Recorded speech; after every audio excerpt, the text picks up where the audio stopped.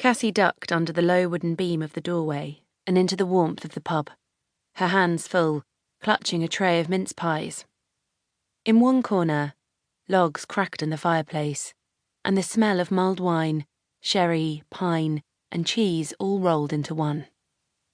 She walked towards the rustic bar, nodding to a few familiar faces as she passed the chatter of what must be nearly the entire village washing over her. It made her smile. Everyone out together on Christmas Eve, coming out to an event that she'd helped organise, and looking like they were really enjoying it. She caught sight of Tom, leaning against a stone wall and laughing as he threw his head back, his blonde hair, almost exactly the same colour as hers, flopping to one side. He hadn't noticed her coming in. He was chatting away to someone who had their back to her, beer in hand. Someone with messy dark brown hair, relaxed posture, a black jacket showing off those impressive shoulders. Her smile got bigger, and she tried to ignore the little lurch in her stomach, the way her skin started to buzz. It's just Sam, she told herself. Sam, who she'd known since forever. Sam, her brother's best friend. She glanced at him once more and nearly stumbled straight into the old oak bar, clutching the tray she was holding and throwing it out in front of her to save the mince pies. Watch out, Cassie, love. We don't want to see all your hard work ending up on the floor.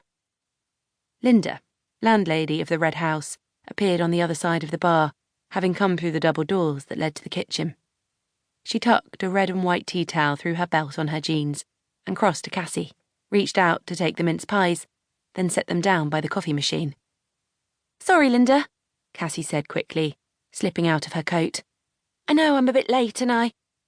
Linda waved her apology away, her many rings glinting in the candlelight from the candles Cassie had helped set up earlier.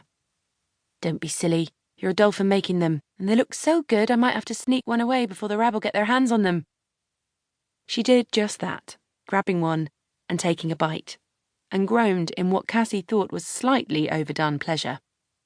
A crumb of the pastry stuck to Linda's red lip gloss, and Cassie wondered if she should tell her.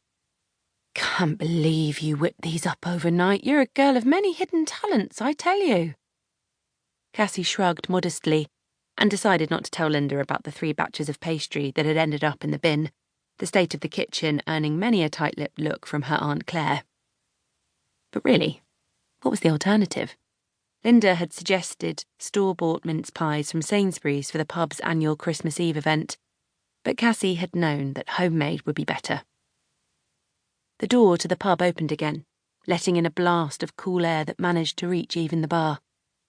Cassie looked over to see Hazel, her best friend since the beginning of primary school, coming in with her mum.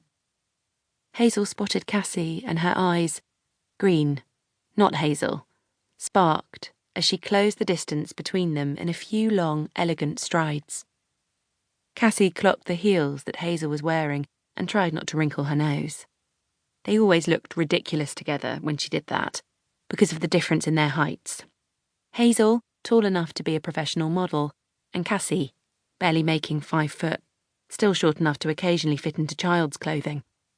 Honestly, Cassie had told Hazel that they looked like some kind of double act and that they should be trying to reduce the difference in their heights rather than accentuate it.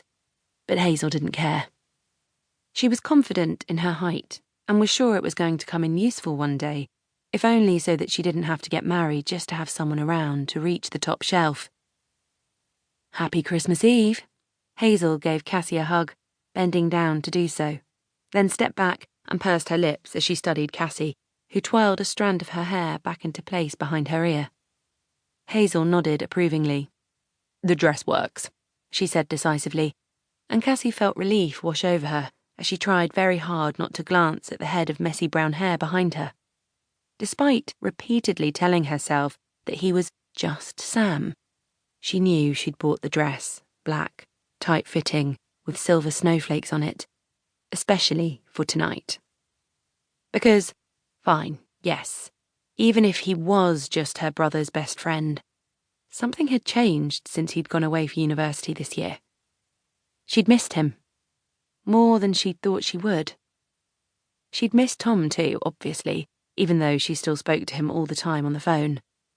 But she hadn't expected to miss Sam, his teasing, his easy company, quite so easily.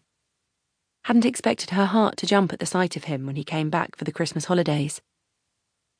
Hazel grinned down at Cassie, shaking her dead straight black hair that she dyed to make more black, even though Cassie honestly couldn't tell the difference. Come on then, let's go see the boys. Linda winked at Cassie, who felt herself flush a little. It was like she knew exactly who Cassie had worn the dress for, and the heels, and the brown eyeliner to frame her brown eyes and make them seem warm rather than murky and boring. Not that Cassie had said anything, but Linda had a habit of guessing these things. She might be her boss, but she was more than that too. She was the person Cassie knew she could rely on, no matter what. She'd spent many days growing up hanging out in the pub and sneaking packets of salt and vinegar crisps after school with Tom. When Cassie had hit 16, Linda had created a job for her, even though Cassie knew she didn't really need the help. And before that, Linda had done the same for Tom. Hazel marched over to Tom and Sam, leaving Cassie scurrying behind, trying both to look graceful on her heels and to keep up with Hazel's long stride. Tom pulled Cassie to him and gave her a one-armed hug, leaving his arm around her shoulders. Here's my girl and her sidekick. Cassie smiled, while Hazel waved a hand in the air. I'm no one's sidekick, Rivers. True, Cassie thought. She often felt like a sidekick to Hazel, rather than the other way around. Tom grinned, dropped his arm away from Cassie, and gave Hazel a quick, tight hug. Cassie, meanwhile, tried hard not to look at Sam directly for too long, even though she could feel his gorgeous blue eyes on her, assessing as he stood there with his thumbs hooked through the belt loop of his jeans, casual as you like. God, since when did she feel so awkward around him?